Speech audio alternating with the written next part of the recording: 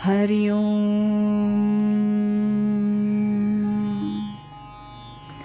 पूजनीय स्वामीभक्त डॉक्टर सुषमाताई वाटवे यांनी लिहिलेल्या स्पर्श परिसाचा या ग्रंथमालिकेतील दुसऱ्या भागाचं वाचन आपण ऐकत आहोत. आज ऐकूया यातील प्रकरण 4, ते गुरु शिष्याची गोठी, याचा भाग पहिला. ते गुरु शिष्याची गोठी, पदपिंडाची गाठी.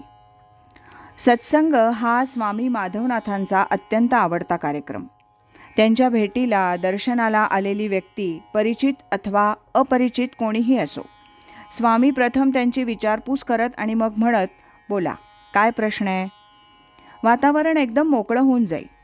त्यानंतर निरनिराळ्या व्यक्तींचे प्रश्न आणि स्वामींनी अत्यंत खेळकर वातावरणात, कधी विनोदी पद्धतीनं त्यांना दिलेली उत्तरं, असा हा कार्यक्रम रोजच चालत असे. त्यातली काही प्रश्नोत्तरं या प्रकरणात संग्रहित केली आहेत. प्रश्न असा, एखादा चांगला अभंग ऐकला की उन्मनावस्था येते. स्वामींचं उत्तर, चांगली गोष्ट आहे. एखादी ऐश्वरीय गोष्ट ऐकली की रामकृष्ण लगेच उन्मनावस्थेत जात. इथेही काही मंडळी अशी एखादी ऐश्वरीय गोष्ट ऐकली की उन्मनावस्थेत जातात. असं ध्यान लागणं चांगलं. आईवडिलांना न कळवता मुलांनी अनुग्रह घेतला. आता घरी कळल्यावर आईवडील रागावले. मुलांनी काय करावं? यावरचं स्वामींचं उत्तर असं, खरं तर मुलांनी प्रथम आईवडिलांची परवानगी घ्यायची. ते परवानगी देणार नाही तसं वाटलं तर अनुग्रह घेतला हे सांगू नये. देव जोडे तरी करावा अधर्म, असं समर्थांनी म्हटलंय. देव जोडण्यासाठी खोटं बोलावं लागलं तर ते पाप नाही. आम्ही अनुग्रह घेतला नाही असं म्हणावं आणि गुपचूप साधना करावी. वर्षातून 1-2 ज्ञानेश्वरीची पारायणं करावी का? त्यावर स्वामी म्हणतात, एकदा तरी करावं. मी फारसं केलेलं नाही, पण ज्ञानेश्वरी सारखी माझ्या चिंतनात असे. अजूनही ती आहे. ओवीचं चिंतन करणं हा माझा स्वभाव होऊन बसलाय. त्यामुळे आजारपणात मला कधी एकटं वाटलं नाही. ज्ञानेश्वरी सतत जवळ होती. काविडीनं मी बरेच दिवस अंथरुणावर पडून होतो, त्यावेळेला एक ओवी मी आपल्या जीवनाला लावून बघत असे. ही ओवी आपण अनुभवली असं वाटलं की पुढची ओवी घ्यायची. असं करताना खूप आनंद व्हायचा. तसं आपणही करून बघावं. साधनेची निश्चित वेळ पाळण्यासाठी काय करावं? स्वामी म्हणतात, मनाचा जबरदस्त निश्चय पाहिजे. त्याखेरीज साधनेची वेळ पाळली जाणार नाही. मीही संसार केला, 4-5 मुलं झाली, पत्नी आहे. मी दुकानदारी केली. दुकानात जायच्या यायच्या माझ्या वेळा ठरलेल्या होत्या. हे सर्व सांभाळून 40 वर्ष मी कधीही वेळ न चुकवता साधना केली. अगदी ती वेळ, तो क्षण. मग तुम्हाला वेळ सांभाळता न यायला काय झालं? सर्व अनुकूलता असली तरी कधी 6 वाजता, कधी 6:30 वाजता ध्यानाला, तर कधी 8 वाजता झोपून उठतो. असं नाही चालणार. मनाचा निश्चय पाहिजे की त्या क्षणाला मी ध्यानाला बसणार. निश्चयाचे बळ तुका म्हणे तेची फळं. निश्चय पक्का झाला की फळ आलं. विशेषतः ध्यानाची वेळ कधी चुकवता कामा नये. सर्व साधनेच्या वेळा पक्क्या हव्यात आणि तशा त्या 12 वर्ष पाळल्या पाहिजेत.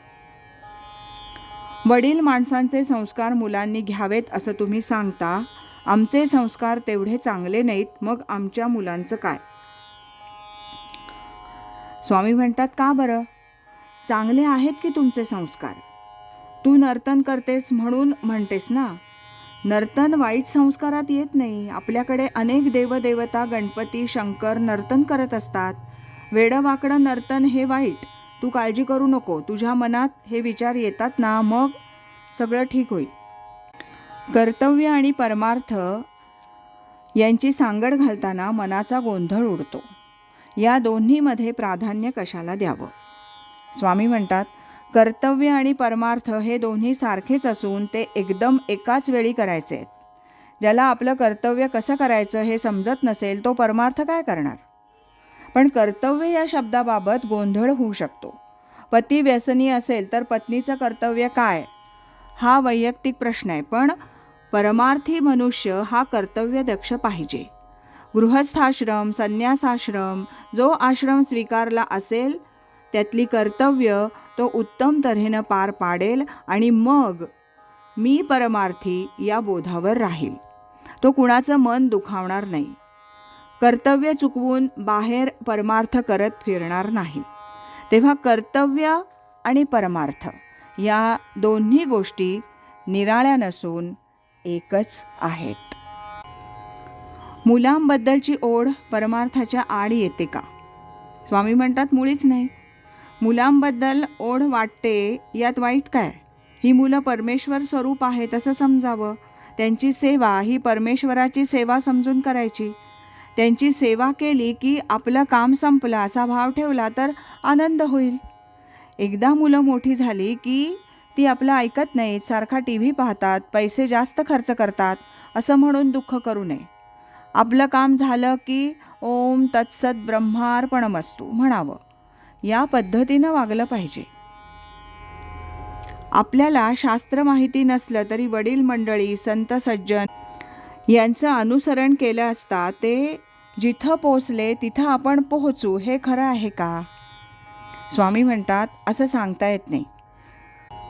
प्रत्येक कर्माचा परिणाम काय व्हावा हे आपल्या हातात नाही.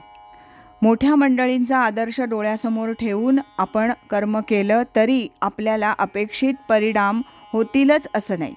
ते अनेक गोष्टींवर, आजूबाजूची परिस्थिती, नात्यातली मंडळी यावर अवलंबून आहे.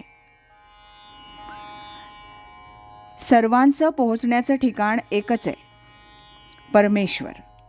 नाना प्रयत्नांनी मी सच्चिदानंद आहे या बोधात यायचं. हा बोध का होत नाही असं संत भगवंत आपल्याला विचारतात आणि आपण मरणार असं आपल्याला वाटतं. वस्तुतः देह जाणारा असून मी अविनाशी आहे हा बोध पक्का ठेवून देहाच्या अंगानं जेवढं चांगलं कर्म करता येईल तेवढं करावं. आज इथेच थांबूया. यानंतरचा दुसरा भाग आपण उद्या ऐकूया. सद्गुरु असती अंतरात सच्शिष्याते जागवीत. हरि ओम तत्सत.